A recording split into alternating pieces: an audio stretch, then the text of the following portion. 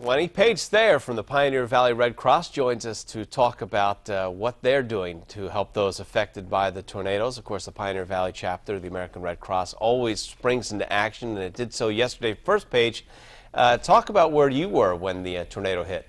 Well, I was at the office, and actually my colleague Dawn Leaks was on her way to the station to meet with you folks to talk about tornado preparedness, and actually got stuck here, fortunately, to be able to talk about how people should prepare and what to do in the aftermath of a tornado. So I was watching the hail from out the windows at the chapter, and then working to help mobilize volunteers and alert the media and help to figure out how to set up the shelters as things started to unfold.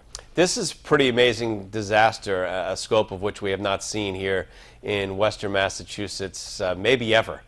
Usually the Red Cross will be helping with fire victims, and a lot of times that might be one house, two houses, or, you know, in worst case scenario, an apartment house. This is incredible. This stretches from Westfield through to Munson and beyond.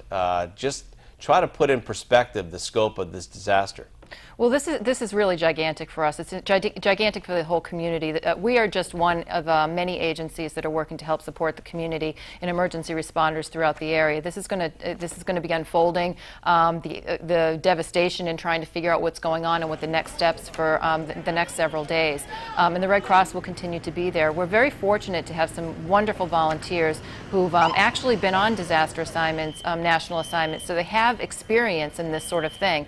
It just doesn't so happen that it happens in our own communities. So we're actually pretty blessed to have some folks that have been out there and have been able to work in situations like this, so they know what to do. It's always remarkable too to realize the human spirit and how people want to help out, and they want to help out immediately. How can people do that? How can they become a volunteer? Well, people can volunteer. It's not very often that we actually accept spontaneous volunteers, because this does require a lot of training, but because of the scope of this disaster response, we are actually working to recruit spontaneous volunteers. That is folks who aren't already registered volunteers. The way it works is they have to go in person to our 506 Cottage Street headquarters office in Springfield, and we'll be accepting volunteers at that time at 9 a.m. this morning. When they get there, they will have to fill out an application. We will talk with them about what their skill sets are and match them up with an opportunity that we have available for them. They will need to do a background check, and they'll have to have a photo ID. We are not able to process volunteers at any of our shelters, so we really don't want folks to get frustrated and upset when they go to the shelters and find out that they can't just jump into action. It's very important that we follow proper procedures for the American Red Cross, and we're asking people to be patient with us and come to the chapter and sort of go with the flow. And we talked a few weeks ago about how the fire season had really left the Red Cross depleted with funds.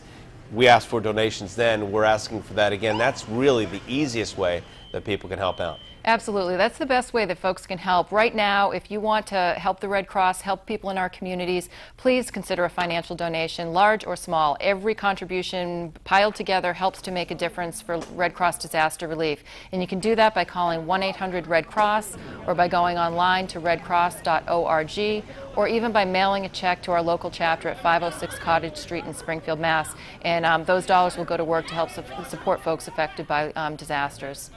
Okay, Paige Thayer from the Pioneer Valley chapter of the American Red Cross. A lot of work to be done. A lot of money is needed as well. Thanks very much for joining us this morning. We know you're going to be very busy throughout the next few weeks as we recover from what happened yesterday. And we'll talk with Paige again if we have a time, and coming up in a little bit later on. It's now 6:24. You can imagine